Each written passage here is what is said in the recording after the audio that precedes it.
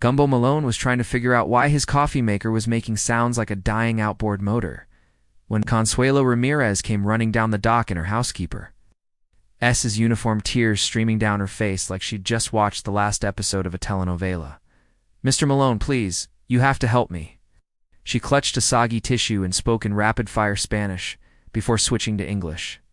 "Mrs. Whitmore," she says, "I stole her seahorse brooch. The police, they want to question me, but I swear on my grandmother's grave, I never took nothing." Gumbo set down his potentially explosive coffee maker.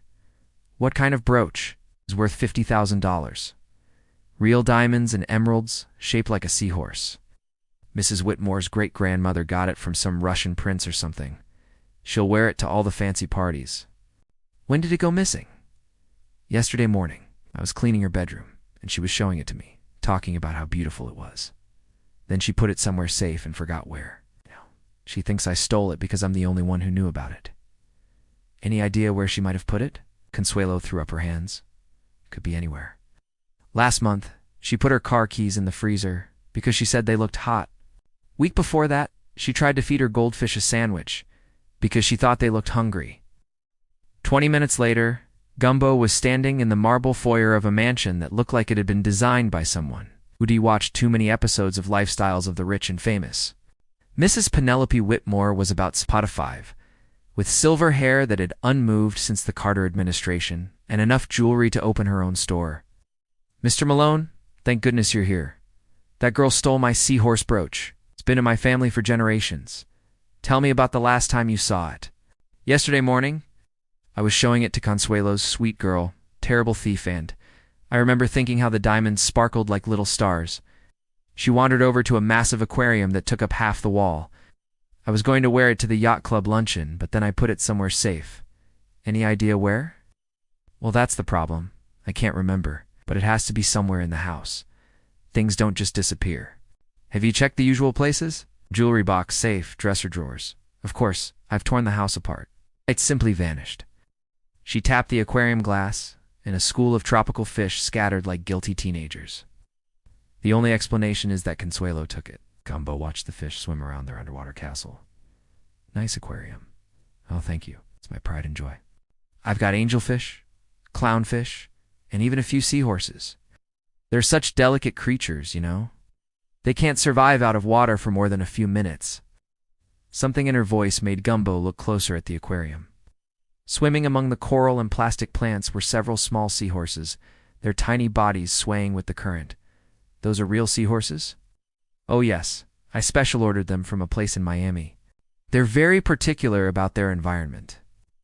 Temperature, salinity, everything has to be perfect." She leaned closer to the glass. "I worry about them constantly, such fragile little things." "Mrs. Whitmore, when you were showing the brooch to Consuelo, were you near the aquarium?" "Well, yes, I suppose I was.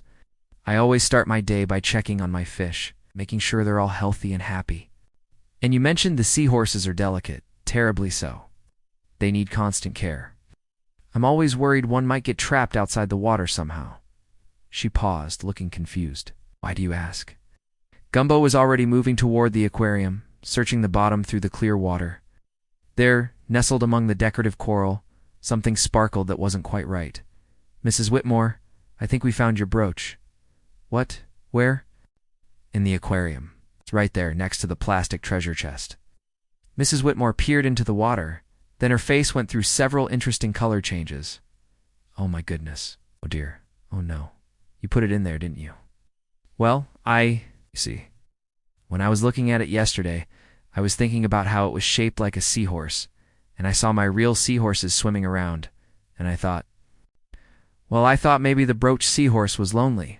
Since seahorses can't survive out of water, if you put a $50,000 brooch in a fish tank, I was trying to help it. I didn't want it to suffocate." Gumbo shook his head. "Mrs. Whitmore, you do realize that jewelry doesn't breathe, right?" "Of course I know that now.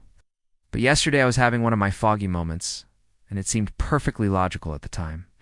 It took 20 minutes and a small fishing net to retrieve the brooch, which had apparently been enjoying its underwater vacation. The diamonds were still sparkling, and the emeralds looked even greener after their swim. "I suppose I owe Consuelo an apology," Mrs. Whitmore said, clutching the soggy brooch. And probably a raise. Probably both. When Consuelo arrived an hour later, she took one look at the dripping brooch and started laughing. "Signora, you put the jewelry in the fish tank again, didn't you? Again? Last month you put your pearl earrings in there because you said they looked like fish eggs. Before that, it was your gold bracelet because you thought it looked like a tiny life preserver." Mrs. Whitmore blinked. "I did. Sir. But I never said nothing because you always remember eventually. Usually right after you accuse me of stealing." "Well," Gumbo said, "at least the fish are well accessorized." "Actually," Consuelo added, "I think they like the jewelry. The seahorses always seem happier when there's something shiny in there with them." Mrs. Whitmore brightened. "Really, maybe I should get them some more jewelry. Nothing too expensive, of course. I wouldn't want to spoil them." Gumbo looked at the aquarium, where the seahorses were indeed swimming around the area where the brooch had been, as if they were looking for their sparkly friend. "You know what?" he said, "maybe you should stick to costume jewelry for the fish. Save the family heirlooms for dry land." "That's probably wise," Mrs. Whitmore agreed, "though I do think they'd look lovely in pearls." As Gumbo left, he could hear Consuelo explaining to her employer that fish didn't actually need jewelry to be happy, while Mrs. Whitmore argued that everyone looked better with the right accessories. Just another day in paradise, where even the fish had better jewelry than most people.